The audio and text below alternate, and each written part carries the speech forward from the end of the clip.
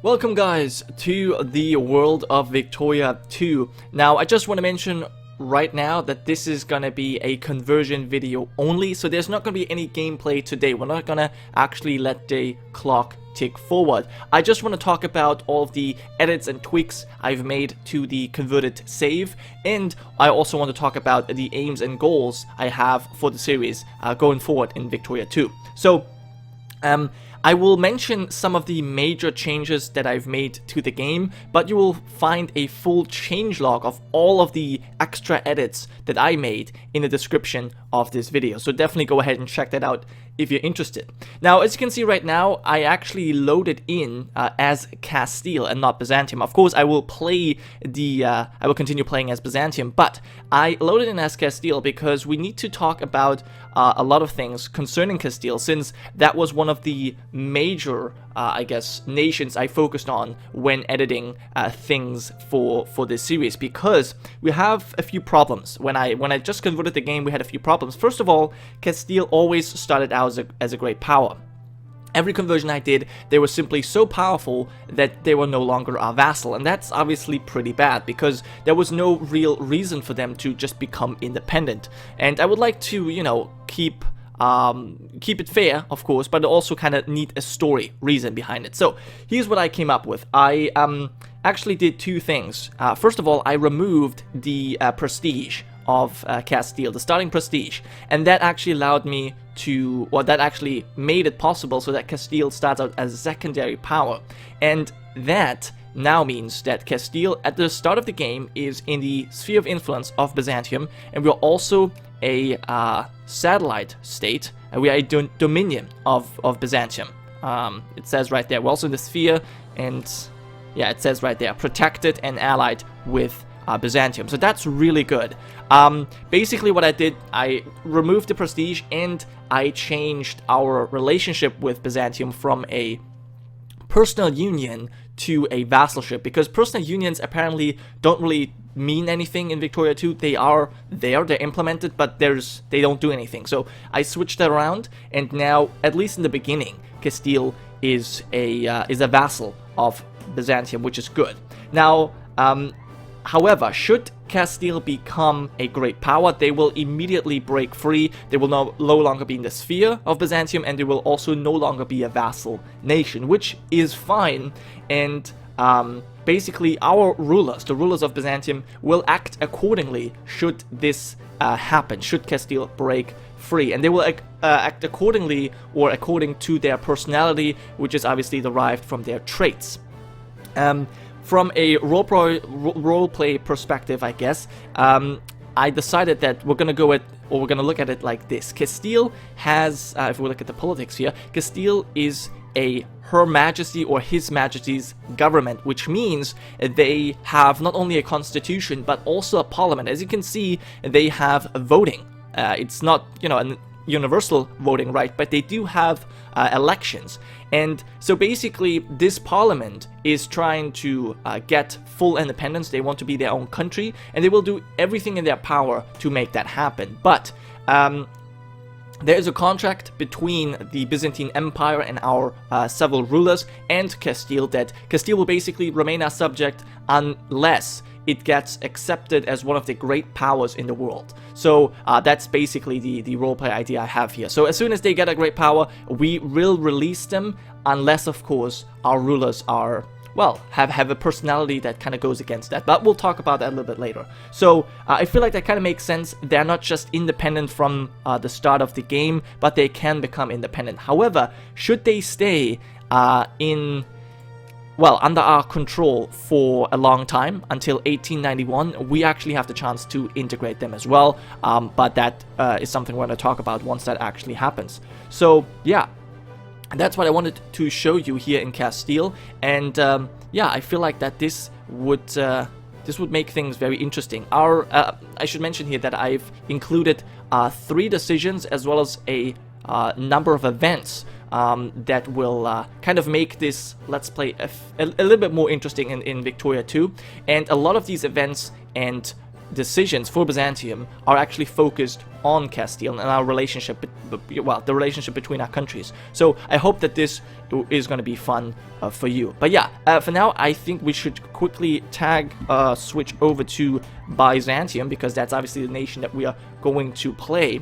And now I would like to talk about our internal and external politics, basically the aims and goals that we have for this series. So internally, I felt like we would take on the overall role of a absolutistic and conservative monarch. Now, our current government form is actually, hold on, where I'm going, politics, there we go. So our current government is an absolute monarchy, which makes sense, and our upper house is indeed conservative. So I feel like this is what we're gonna go with, and basically that means we crush the French Revolution and we sort of reject the liberal ideas that have been put forward by some of the revolutionaries. Now, in a game sense, that means we will try to not enact any political reforms. We'll also not go ahead and revoke anything. I mean, we don't actually have any voting. We do have an appointed upper house, apparently. We allow public meetings, and we have a censored press, and we're not going to go, you know, and revert any of that, because we're not reactionaries, right? We're also not liberals, so we're going to try and conserve the status quo that we have right now. So that is the way we want to handle things. Also, we will, you know, we will maybe accept some social reforms. We have to put them forward, because otherwise our population is going to be very pissed off. But we will do that very reluctantly. So we'll rather fight some of our populace first before we give in to some of their demands. That's basically how things will work. Yeah, so that is basically our internal idea. We also obviously have to have a look at our population here. We stand in the tradition of the Roman Empire. So therefore our cultural heritage is Italian and Greek. And this is also kind of our identity. And therefore, there is going to be a lot of cultural struggle. As you can see, the Italians make up 26% of our nation, and the Greeks 9%. But there's a huge minority of Germans, for example, 12%, but also others amount to 6%. We have the Mizri, Kurdish, the Hungarians, and, well, the Turkish are accepted. But yeah, a lot of these cultures, which actually make up a significant portion of our population, and they're all not accepted. And I kind of picked the Austrian or the Austrian-Hungarian Empire as a role model for this, because they had a lot of cultures in their country as well, and they didn't just accept them. They only accept the Hungarians after a very long struggle, and so that was eventually what caused their downfall, well, part of it. But so this is something we're going to have to deal with as well, but we're not simply just going to accept cultures. There's going to be repercussions if we do so.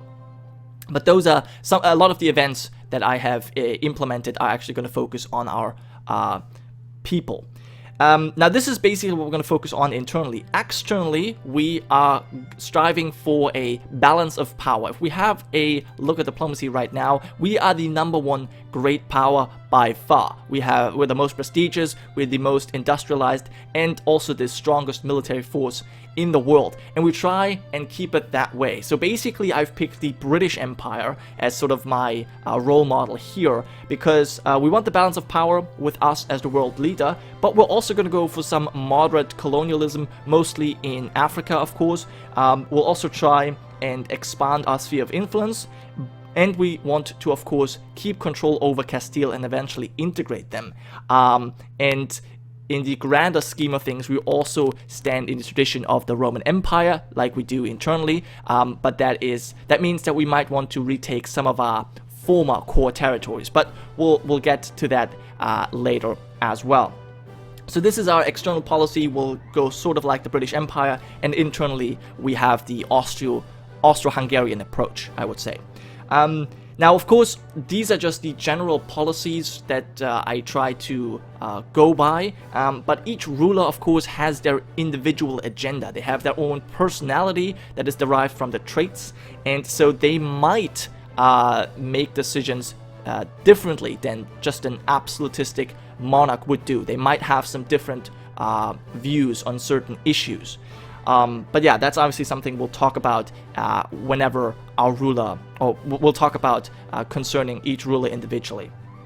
Now, this is basically all I just wanted to say here. We'll start off the actual gameplay in the next video, but here's just a few fun facts that I've gathered, about this map, because I don't know, I really liked the conversion. It was a lot of fun to do, and it actually turns out that the world that we're in right now is very different from the usual Victoria 2 starts.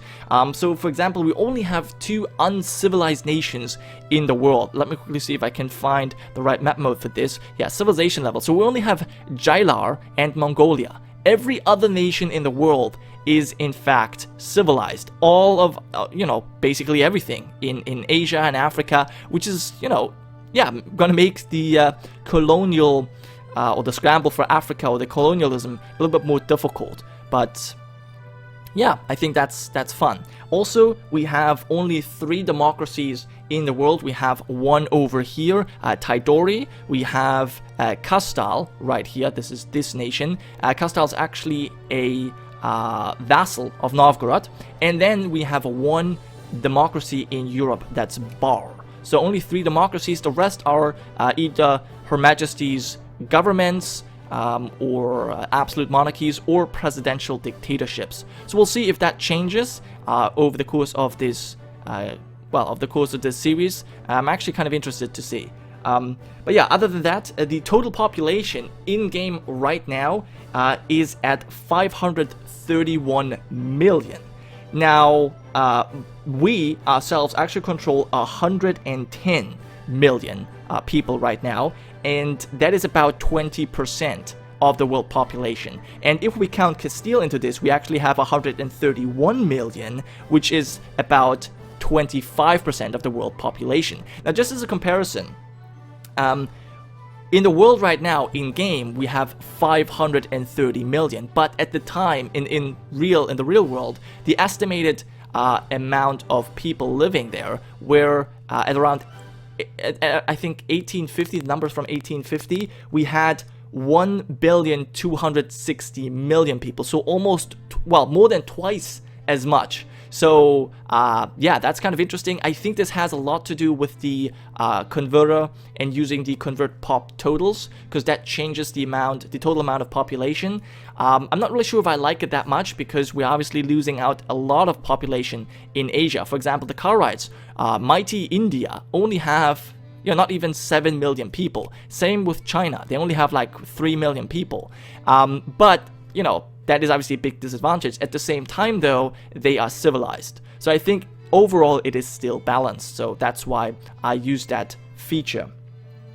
Other than that, I think we should quickly just go over the 5 biggest cities, just because I kind of found that interesting. So let's quickly check out the density here. Obviously, red spots means more dense, and green means less populated. It's not really representative though, because this looks much redder than, for example, Constantinople, but Constantinople has way more people. So basically, the 5 biggest city. Number 1 is Augsburg, right here, the capital of Bavaria. I did mention that in the last EU4 video. This actually has about 540,000 people. Constantinople has 433 people, so it comes in as second place. We have Bornholm, which is the capital of Denmark, up here with 431 people, so very close third place behind behind Constantinople. We also have Trier here in Liège with 419,000 people, and we have Siena, which is another city or another province in the Byzantine Empire with 419,000 people as well. So that's pretty cool. Those are the 5 biggest cities, quite different. I mean, there's no mention of Paris or London or Berlin or any of this. So yeah, very quite different world. And last but not least, I would like to go over the nationalities. I did have a look at the cultures, but there's one significant change, and that is minorities are now represented. So we can see the striped provinces are especially interesting because you can see, for example, we have 50% Kurdish and 48% Mashikri or Mashriki. So that's really cool. That's really nice. The converter has done a really great job of representing this, and the converter also included people that were not, you know, really represented in EU4, and that are the Jews. So you can see that a lot of the provinces here in, well, today's Ukraine, Russia sort of area, are actually Ashkenazi, which is Jewish. And they are all over the world. We also have a lot of Jews in our own country, not as much, but I think that's a really great addition, because we now have these minorities all over the world, which, you know, they don't really get represented in EU4. In CK2 only, you know, a little bit. So I really like that addition. Now, last but not least, I would like to quickly check out our population again. I would want to show you some states that I found interesting because of the religions that they have. Because the converter does a really great job of tracking the tracking history of provinces. So let me quickly show off. The first one was, I believe, Basra that I wanted to show. So let's see if I can find that here. I may have already passed it. That would be pretty bad. You know what? I think I have already passed it. That's bad. Oh no, there it is, Basra. So yeah, Basra is the first one. And as you can see, they are part Sunni, Orthodox, Hurufi, and Shiite. So they have 4 provinces. In one, the Hurufi are the, the Sunni are the primary religion in one, Hurufi in another. Then, actually, Hurufi are the primary religion in 2 states, and then in Kuwait we have the Shiites as the primary religion. That's kind of cool. I just love that. But you can see Orthodoxy has always gained a foothold in all of these states. Basically, in the game converts, takes into consideration when a province has been converted, and then slowly converts population.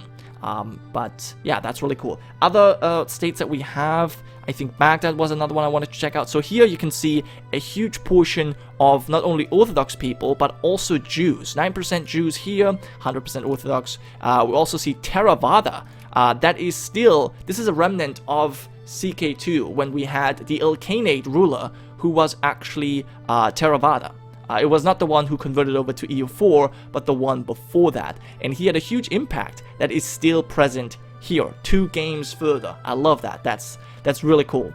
Other than that, I would like to, I mean, it kind of goes the same way, but I still would like to show a few more. I think Eritrea was the one I wanted to show. So here you can see not only Orthodox Sunni, but also Karajites, Copts, and Druze. So those are definitely religions you don't usually see in EU4, which means they are being converted over from CK2, and that's amazing. Look, they even have the majority in this province. They have the majority.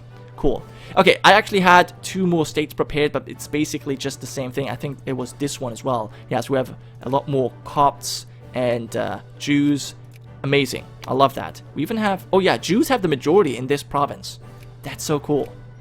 Anyway, I can look at these statistics, the population statistics, forever. This is one of the most fun aspects of Victoria 2 for me anyways. I love that. So I think I'm just going to stop here. That was my little introduction, and we'll start with the actual gameplay tomorrow in the next episode. So thank you so much for watching, guys. I hope you have enjoyed.